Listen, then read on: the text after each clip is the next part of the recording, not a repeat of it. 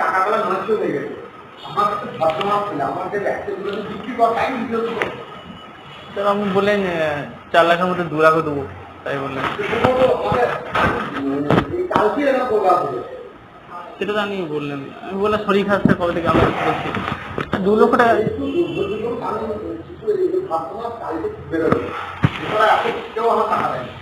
Sir 4 লাখের মধ্যে 2 লাখ দেন অন্তত আপাতত। স্যার 2 লাখ টাকা দেন প্লিজ, প্লিজ স্যার। আমি স্যার আপনার